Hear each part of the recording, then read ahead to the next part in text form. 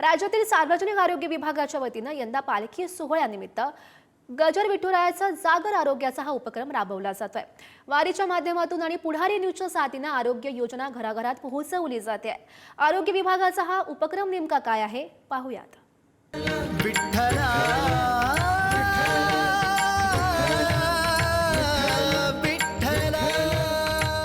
उदंड पाहिले उदंड ऐकिले उदंड वर्णिले क्षेत्र महिमे ऐसी चंद्रभागा ऐसी भीमा तीर ऐसा विटेवर देव कोठे। रामकृष्ण हरी माऊली सार्वजनिक आरोग्य विभाग महाराष्ट्र शासन व मुख्यमंत्री सहायता निधी कक्ष यांच्या संयुक्त विद्यमाने सुरू करण्यात आलेला तसेच माननीय मुख्यमंत्री देवेंद्रजी फडणवीस साहेब व आरोग्य मंत्री प्रकाशजी आंबेडकर साहेब यांच्या मार्गदर्शनाखाली सुरू असलेला हा स्तुत्य उपक्रम आरोग्याची वारी पंढरीच्या दारी अर्थात आरोग्य ज्ञानेश्वरीच्या माध्यमातून मी कीर्तनकार सपनाताई महाराज साखरे आपणा सर्वांचं या ठिकाणी स्वागत करते। विठ्ठल विठ्ठल हृदयरोगाचं मुख्य लक्षण कोणतं आहे? पाय दुखणं, दुसरं छातीत दुखणं किंवा दडपण जाणवणं आणि तिसरं डोकं दुखणं। बरोबर। छातीत दुखणे किंवा दडपण जाणवणे या माऊलींनी अगदी बरोबर उत्तर दुसऱ्या प्रश्नाचं दिलंय। तर तुमच्यासाठी दुसरा प्रश्न असा आहे, टीबीचं मुख्य लक्षण कोणतं आहे? एक डोकेदुखी, दुसरं पाय दुखणं आणि तिसरं 2 आठवड्यांपेक्षा जास्त खोकला। 2 आठवड्यांपेक्षा जास्त खोकला आहे। अगदी बरोबर उत्तर या ठिकाणी दिलेलं आहे माऊलींनी। तर तुमच्यासाठी तिसरा आणि शेवटचा प्रश्न, टीबीचा प्रसार कसा होतो? एक पाण्यातून, दुसरं हवेतील थुंकीच्या कणामुळे आणि तिसरं खाण्याच्या भांड्यातून। खाण्याच्या भांड्यातून किंवा थुंकीपासून। दोन्हीपैकी काय सांगा? थुंकीपासून पण होतो। हवेतील थुंकीच्या कणामुळे। तर 3 प्रश्नांची उत्तरं अगदी अचूक या ठिकाणी या माऊलींनी दिलेली आहेत। विठ्ठल विठ्ठल माऊली, तुम्हाला काही प्रश्न विचारते आरोग्य विषयक।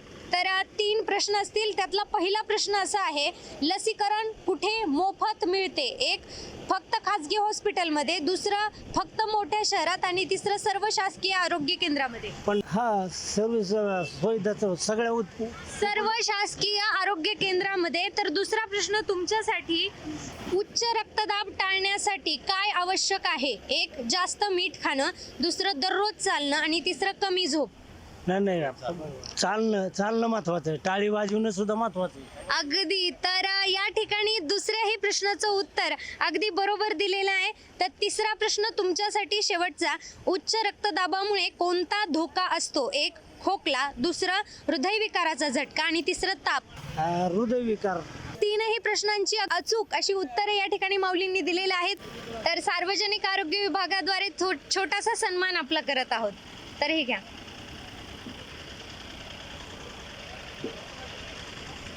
रामकृष्ण हरी।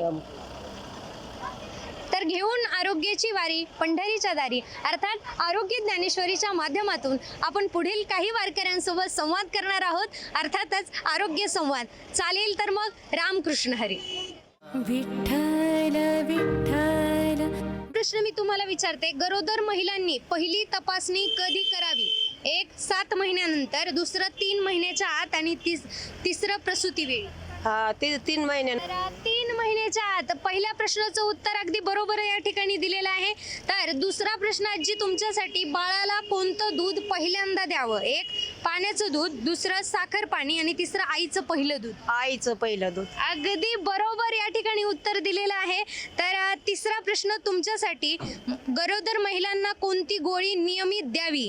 एक झोपेची गोळी, दुसरं लोह आणि कॅल्शियमची गोळी आणि तिसरं वेदना कमी करणारी गोळी।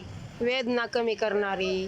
तुम्हाला काय उत्तर द्यायचंय? लोह आणि कॅल्शियम। अगदी बरोबर उत्तर या माऊलींनी दिलेलं आहे। तर तुमच्यासाठी दुसरा प्रश्न मी विचारते आहे। दुसरा प्रश्न, कुष्ठरोग पसरतो का? एक हो लगेच, दुसरं नाही सहज पसरत नाही आणि तिसरं पाण्याने।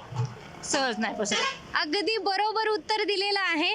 तर तुमच्यासाठी तिसरा आणि शेवटचा प्रश्न असा आहे, अवयवदानामुळे काय होऊ शकते? एक मृत्यूनंतर कष्ट वाढतात, दुसऱ्याचे जीवन वाचू शकते आणि तिसरं धर्मबाधा येते। दुसऱ्याचे जीवन वाचू शकते. अगदी बरोबर, तीनही प्रश्नांची अगदी अचूक उत्तरे या माऊलींनी या ठिकाणी दिलेली आहेत. तर या ठिकाणी आपण पाहू शकता की आरोग्यविषयक काळजी हे वारकरी घेत आहेत आणि आरोग्यविषयक काळजी घेत असता पंढरीचं आणि पांडुरंगाचं ध्यान करतायत. तीनही प्रश्नांची अचूक उत्तरं दिल्याबद्दल सार्वजनिक आरोग्य विभाग महाराष्ट्र शासन यांच्याद्वारे छोटासा सन्मान आपण करत आहोत. रामकृष्ण हरी. विठ्ठला